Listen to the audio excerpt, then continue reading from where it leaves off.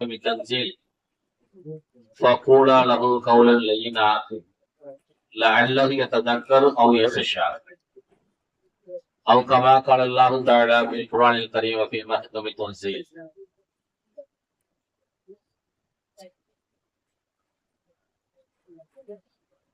கணியத்திற்கும் பெருமதிப்பிற்கும் உரிய அல்லாஹ்வின் நல்லடியார்களே,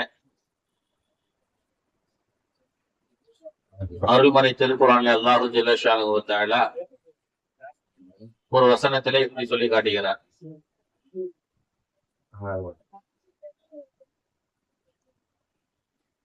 அதாவது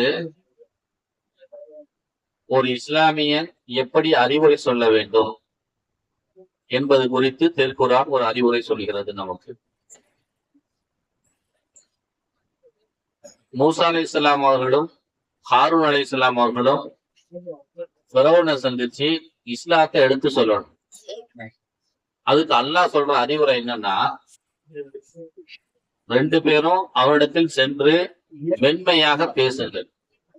லஅல்லஹு யததக்கரு அவ் யக்ஷா, நீங்க சொன்னதை அவன் யோசிக்கிறதுக்கு வாய்ப்பு இருக்கு, அல்லது நீங்க சொன்னதை கேட்டு அவன் அச்சப்படுவதற்கு வாய்ப்பு இருக்கு. அதனால அவன்கிட்ட போய் மென்மையா பேசுங்க. அவன் கரண்டு முரடானவன், ஆனா நீங்க ரெண்டு பேரும் மென்மையான ஆட்கள். உங்களுடைய தரஜாக்கு தகுதிக்கு தகுந்த மாதிரி அவனிடத்தில் பேசுங்கள் என்று அல்லாஹு ஜல்ல ஷானஹு வ தஆலா சொல்லி அனுப்புகிறார். திருக்குறான்ல இன்னொரு வசனம், உதுஉ இலா சபீலி ரப்பிக பில் ஹிக்மா, அல்லாஹ்வுடைய வழியில புத்திசாலித்தனமா பிற மக்களை நீங்கள் அழையுங்கள். புத்திசாலித்தனமா மக்களுக்கு அழைப்பு கொடுங்க. வல் மௌஇலத்தில் ஹஸனா, நல்ல வார்த்தைகளை சொல்லி அவர்களிடத்தில் பேசுங்கள். இஸ்லாமிய அழைப்பு பணி செய்யும் பொழுதும் இஸ்லாத்தை பத்தி பிரச்சாரம் செய்யும் பொழுதும் புத்திசாலித்தனமா பேசணும், நல்ல வார்த்தைகளை பேசணும் என்று அல்லாஹு ஜல்ல ஷானஹு வ தஆலா நமக்கு ஒரு அறிவுரை சொல்லி தருகிறார். பெருமானார் ஸல்லல்லாஹு அலைஹி வஸல்லம் அவங்க சொல்லக்கூடிய ஒரு ஹதீஸ், ஜரீர் இப்னு அப்துல்லாஹ் ரலியல்லாஹு அன்ஹு அவங்க அறிவிக்கிறாங்க. முஸ்லிம்ல இந்த ஹதீஸ் பதிவு செய்யப்பட்டிருக்கிறது. இன்ன ரிஃப்க லா யகூனு ஃபீ ஷைஇன் இல்லா ஸானஹு, எந்த விஷயத்தில் மென்மை கையாளப்பட்டால் அது அதை அழகாக்கும். எந்த விஷயத்திலும் மென்மைய கையாண்டோம்னா, மென்மையா நடந்துக்கிட்டோம்னா, நம்ம பேசுற விஷயம் அழகா எதிராளிக்கு போய் சேரும். நீங்க பேசுவது மென்மையாக பேசவில்லை என்றால் நீங்க பேச வந்த விஷயத்தையே அது கெடுத்து விடும்.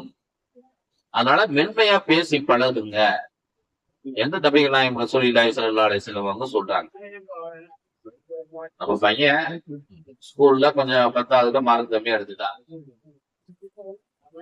ஸ்கூல்ல டீச்சர் கூப்பிட்டு அவனை 2 வகையில புத்திமதி சொல்லலாம். எப்படி? குறைந்த மறைப்பெண்ணிய பாடத்தை எடுத்த அந்த பையனை பார்த்து, என்னடா அப்படி எழுதிருக்கிற, அறிவு இல்லையா, இன்னும் முட்டாம் பயிலாட்ட இருக்கிற, அவனுக்கு எப்படி எழுதிருந்த, இந்த மாதிரி பண்ணிட்ட, இன்னும் மெயின் எக்ஸாம்ல நீ எப்படா எழுதுவ அப்படின்னு இவரு ஹார்ட் பண்ற மாதிரி பேசினாருன்னா, இவன் பேசுற பேச்சு அவனுக்கு காதலையே ஏற உள்ளுக்கே போவார். வாத்தியார் தான் பேசுற. இதே வாத்தியாரு அவங்கிட்ட, என்னடா தம்பி நல்லா படிக்கிற பையனாச்சு, நீ போன எக்ஸாம்ல நிறைய மார்க் எடுத்து வந்தியடா, என்னடாச்சு இந்த தடவை, குடும்பத்துக்கு ஏதாவது பிரச்சனையா, ஏதாவது வேலை அதிகமாயிடுச்சா? சரி சரி, இப்ப ஒண்ணும் பிரச்சனை இல்ல, மார்க்கு கம்மியா பத்தி கவலைப்படாத, மெயின் எக்ஸாம்ல கவனமா எழுதி நிறைய மார்க் வாங்குறது பாரு. சொல்றவரும் ஒரே ஆளுதான், சொல்ற செய்தியும் ஒரே செய்தி தான், ஆனா சொல்ற விதம் மட்டும் 2. சொல்ற விதத்துல சொல்லணும்னா என்ன செய்வாங்க, அதை அவர்கள் ஏற்றுக்கொள்வார்கள். அதனால புத்திமதிங்கிறது ஆக சிறந்த உயர்ந்த சொல். அதை நம்ம சாந்தமாக, அதை கோபமாக பேசிவிடக்கூடாது, சாந்தமாக அதை பேசி சாதிக்க வேண்டும். அதுதான் இஸ்லாம் நமக்கு காட்டக்கூடிய அற்புதமான வழி. இமாம் அபூ ஹனீஃபா ரஹ்மத்துல்லாஹி அலைஹி அவங்களுடைய காலத்துல ஹிஜ்ரி ஒரு 120 130 காலகட்டத்தில் நடந்த ஒரு நிகழ்ச்சி.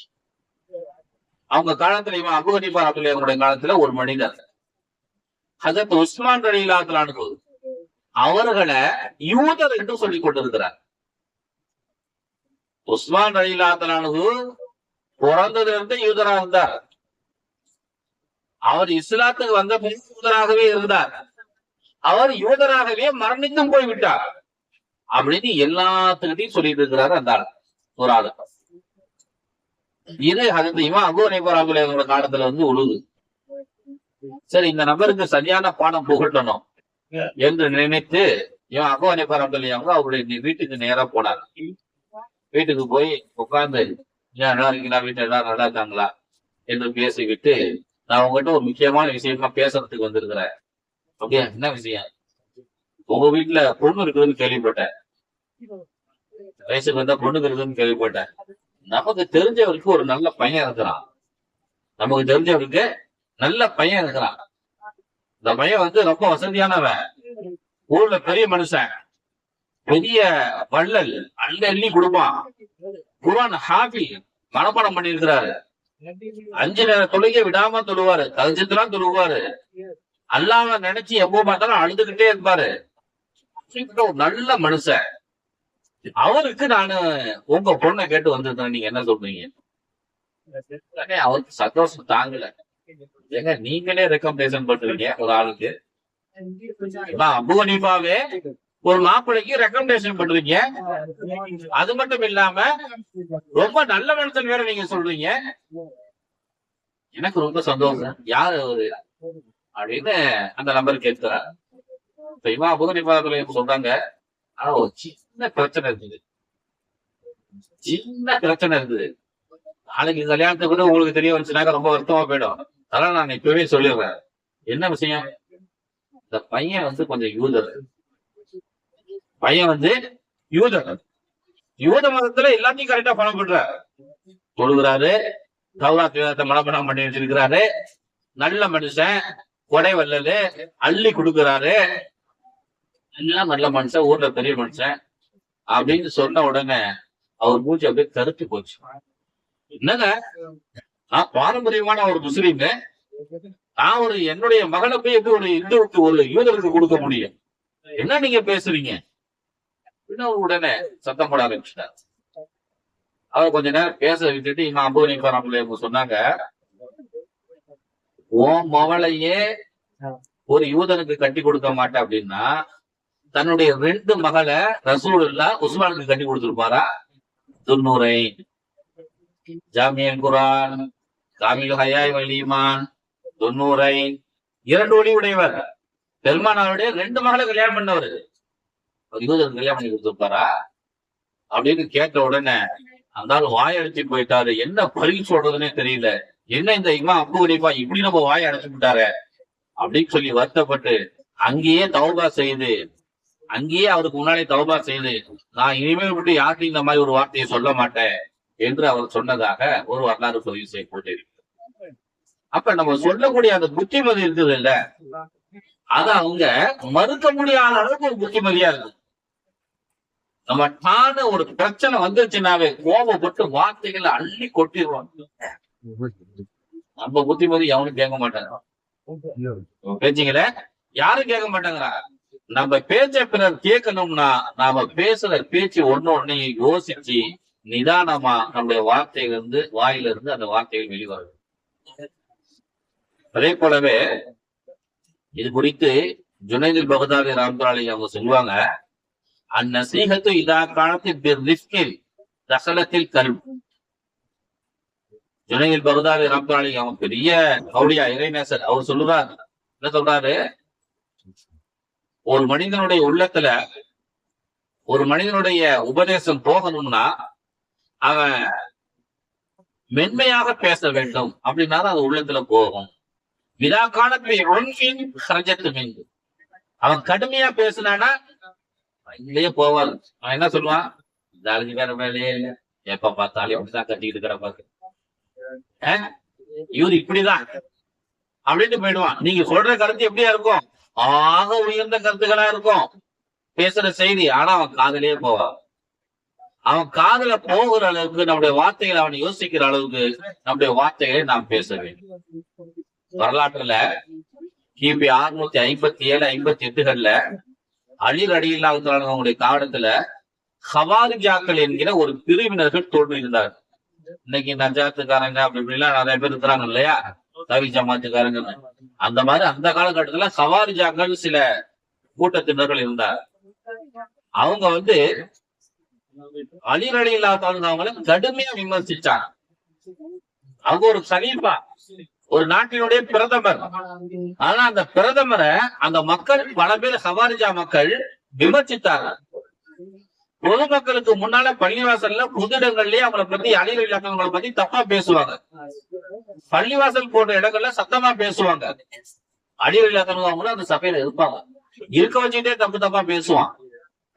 இன்னும் உச்சகட்டமா போய் என்ன சொல்லுவான், லா ஹுக்ம இல்லல்லாஹ், அல்லாஹ்வுடைய ஆட்சி தான் சரியானது, அலியுடைய ஆட்சி தான் சரியானது. எப்படின்னா, மனைவி எப்படி சமைச்சு வச்சாலும் என்னத்தான் ஆக்கி இருக்கிற அப்படின்ட்டோம்னா போச்சு. ஆக நீங்க புது டிஷ் எல்லாம் பார்த்து செஞ்சிருப்பாங்க, யூடியூப் எல்லாம் பார்த்து. கடைசியில நம்ம என்ன செய்வான், என்ன இதுக்கு பேர் வச்சுக்கியா அப்படின்னோம்னா நமக்கு அதுக்கு மறுநாள்ல இருந்து 3 நாளைக்கு ரசமோ பருப்பு தான் பாக்குறோமா இல்லையா? அப்ப அவங்கள சந்தோஷமா பேசணும். என்னப்பா இது புது பேரு நல்லா இருக்குதா இது அப்படின்னா, இன்னொரு நாளைக்கு இது போல இன்னொன்னு வேற ஒண்ணு கிடைக்கும். இன்னைக்கு இது நல்லா நடந்தாலும் இன்னொரு நாளைக்கு நல்லதா நமக்கு கிடைக்கும். ஆக அந்த மாதிரி இவர்கள் லாபக்குமே இல்லல்ல, அல்லாவுடைய ஆட்சி மட்டும்தான் சிறந்தது, அலியுடைய ஆட்சி சிறந்தது இல்லை என்று அவர்கள் முன்னால் என்றே சொல்லுவார்கள். சில சஹாபாக்கள் அலி ரலியல்லாஹு ஆதரவாளர்கள் அலி ரலியல்லாஹு சொல்லுவாங்க, உங்களை கடுமையா பேசுறாங்க, இவங்க மேல நடவடிக்கை எடுக்கணும், இல்லைன்னா இவங்களை முடிச்சு சிறையில போடணும், இல்ல ஏதேனும் ஒரு வகையில இவங்களை தண்டிக்கணும் என்றெல்லாம் அலி ரலியல்லாஹு ஆதரவாளர்கள் சொல்லுவார்கள். அப்ப அலி ரலியல்லாஹு அவங்க சொல்லுவாங்க, லானு காத்திலும் ஹத்தாயு காத்திலும்னா, அவங்க நம்ம கிட்ட நேரடியா சண்டைக்கு வராத வரையும் நாம அவங்க கிட்ட நேரடியா சண்டைக்கு போக மாட்டோம். எங்கேயோ போய் செய்து இருக்கான், என்கிட்ட பேசுறாங்க, வரட்டும் பேசட்டும், அப்புறம் பேசிக்க நடவடிக்கை. இதுக்கெல்லாம் எங்கேயோ பேசுறதுக்கு நம்ம நடவடிக்கை எடுத்தோம்னா நிம்மதி இல்லாம போயிடும், ஊரெல்லாம் பேச ஆரம்பிச்சிருவாங்க. அப்படி நம்ம சண்டைக்கு போகக்கூடாது. லானு கஃபிருஹும், அப்படி பேசிக்கிறவர்களை நான் காஃபிர் என்றும் கூட சொல்ல மாட்டேன். வலா நம்னஹும் ஹக்கூகஹும், அவர்களுக்கு என் சார்பாகவோ அல்லது எனது அரசாங்கத்தின் சார்பாகவோ செய்ய வேண்டிய உரிமைகளை நான் கொடுக்காமல் இருக்க மாட்டேன். அவருடைய உரிமைகள் நான் கொடுப்பேன். ஏதாவது ரேஷன் கொடுக்குமா, மாதா வஜீபா எல்லாம் கொடுக்க வேண்டியது இருக்கா, அதான் நான் கரெக்டா கொடுத்துருவேன். நான் அவங்கதான் அறியாமல் இருக்கிறாங்கன்னா நானும் அவர்களை போன்று அறியாமையில் இருக்க மாட்டேன் என்று ஹஜ்ரத் அலி ரலியல்லாஹு அவர்கள் சொல்லுவார்கள். அதே நேரத்துல அலி ரலியல்லாஹு அவங்க அலி ரலியல்லாஹு அவர்களே அப்படி பேசக்கூடியவர்களை பள்ளிக்கு வருவதை தடுக்கவில்லை, அரசாங்க உதவிகள் கொடுப்பதையும் தடுக்கவில்லை, நிறுத்தவில்லை. அதே போல இவர்களாக சென்று எந்த நடவடிக்கையும் எடுப்பதும் இல்லை.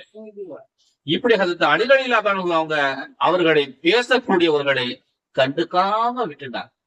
அவன் பாட்டு தாய் மாதிரி ஏதோ ஒரு பக்கம் கத்திட்டு நடந்துட்டு என்ன செய்வான், அவன் பாட்டுக்கு போயிடுவான். நம்ம நடவடிக்கை எதிர்க்க ஆரம்பிச்சோன்னா அவங்க எல்லாம் ஒண்ணு சேர்ந்துருவாங்க, நம்ம பலவீனம் ஆயிடும் என்று ஹஜ்ரத் அலி ரலியல்லாஹு அவர்கள் சொல்லி இந்த அறிவுரைகளை நமக்கு அழகாக சொல்லி தருகிறார்கள். ஜீலானி ரஹ்மத்துல்லாஹி மஹிதீன் அப்துல் காதர் ஜீலானி ரஹ்மத்துல்லாஹி அவர்கள் சொல்வார்கள், இதா அரத அன் தன்சிய அகாக்க, உன்னுடைய சகோதரனுக்கு நீ ஏதாவது புத்திமதி சொல்லணும்னு நினைச்சீங்கன்னா அவனை தனியா கூப்பிட்டு புத்திமதி சொல்லு. 10 பேத்துக்கு மத்தியில கூட்டத்துல அவனை கூப்பிட்டு நசீகத்தை உபதேசம் பண்ணீங்கன்னா அது எந்த பிரயோஜனமும் இல்லாம போயிடும். அது அவனை அவமானப்படுத்த மாதிரி ஆயிடும், உனக்கு அவன் எதிராகவே இருப்பான் என்று இமாம் மஹீதீன் அப்துல் காதர் ஜீலானி அஜீஸ் அப்படின்னு சொல்லுவார். சொல்லுவாங்க, அந்நாசி தவியுல் குலூர், உபதேசம் செய்யக்கூடியவது, அறிவுரை சொல்லக்கூடியவது இதயங்களின் மருத்துவர், இதயங்களை சரி செய்யக்கூடிய மருத்துவர். ஒரு மருத்துவர் உடம்புக்கு சிகிச்சை செய்யறாரு அப்படின்னா அதை கடுமையா செய்யக்கூடாது. ஹாஸ்பிட்டலுக்கு ஒரு அவசர சிகிச்சையில கொண்டு வந்து சேர்த்துருக்காங்க. உடனே இப்ப ஆபரேஷன் பண்ணி ஆகணும். ரத்தம் நிறைய போயிடுச்சு, டாக்டர் ஆபரேஷன் பண்ணுவாரா? அதுக்கு போட்டு அந்த எக்ஸோல வச்சு முதல்ல அவருக்கு என்ன செய்வாரு, சீட்டு பண்ணி ரத்தம் நிறைய ஏற்றி உடம்பு கொஞ்சம் திடகாத்திரமா ஆக்கி அதுக்கப்புறமா என்ன செய்வாரு, அந்த ஆபரேஷன் செய்ய வேண்டியதை ஒரு 10 நாள் கழிச்சுதான் செய்வார். அதனால கஷ்டப்படுத்தி அந்த வேலையை செய்ய மாட்டாங்க டாக்டர்கள். அது போலதான் ஒரு உபதேசம் செய்யக்கூடியவரு அவனை கஷ்டப்படுத்தி உபதேசம் பண்ணாதீங்க, அதை ஏத்துக்கலாம். எந்த கருத்து இமாம் கசாலி ரஹ்மத்துல்லாஹி சொல்லுவார்கள். ஆகவே அன்பார்ந்த அல்லாஹ்வின் நல்லடியார்களே, நம்முடைய வார்த்தைகள் பிறரால் ஒப்புக்கொள்ளப்பட வேண்டுமானால் நிதானமாக பேச வேண்டும், கோபப்படாமல் பேச வேண்டும். நம்ம வார்த்தைகளை பல அர்த்தம் பொதிந்துள்ள வார்த்தைகளாக நாம் பேச வேண்டும். இல்லாட்டினா மௌனமா கடந்து போயிட்டு நம்ம பெரிய புத்திசாலின்னு நினைச்சுக்கோம். சபையில பேசியே ஆகணும், பேசல அப்படின்னா அவர் நல்ல மனுஷன் ஒண்ணுமே சொல்ல அப்படின்றான். நமக்கு ஒண்ணுமே சொல்ல தோணல, நமக்கு ஒண்ணுமே நினைப்பே இல்ல, நமக்கு நசியத்து செய்யவே தெரியாது. ஆனா வெளியே இருக்கிறவன் என்ன நினைப்பான், ஒண்ணுமே பேசல போல மரிய மனுஷன் அப்படின்னு போயிடுவான். ஆனா இந்த ஆளுங்க கொண்ட போட்டு ஆடின மாதிரி அப்படின்னு சொல்லிட்டு போயிடும். அதனால நம்ம வார்த்தைகள் நிதானமாக பேச வேண்டும். நம்முடைய வாயிலிருந்து வரக்கூடிய வார்த்தைகள் வில்லிலிருந்து வெளியே போன அம்பு மாதிரி, நம்முடைய துப்பாக்கியிலிருந்து வெளியே போன தோட்டா மாதிரி திரும்பலாம் பெற முடியாது. அவ்வளவுதான். அதனால நம்முடைய வார்த்தைகளை நிதானமாக பேச வேண்டும். அல்லாஹ் ஜல்ல ஒரு உபதேசம் எப்படி செய்ய வேண்டும் என்று நமக்கு ஒரு உபதேசம் செய்து வைக்கிறான். இந்த உபதேசம் ஏற்று நடப்பதற்கு அருள் செய்வானாக. ஆமீன். வாஹித் அல்ஹம்துலில்லாஹி ரப்பில் ஆலமீன். அஸ்ஸலாமு அலைக்கும் வரஹ்மத்துல்லாஹி வபரகாத்துஹு.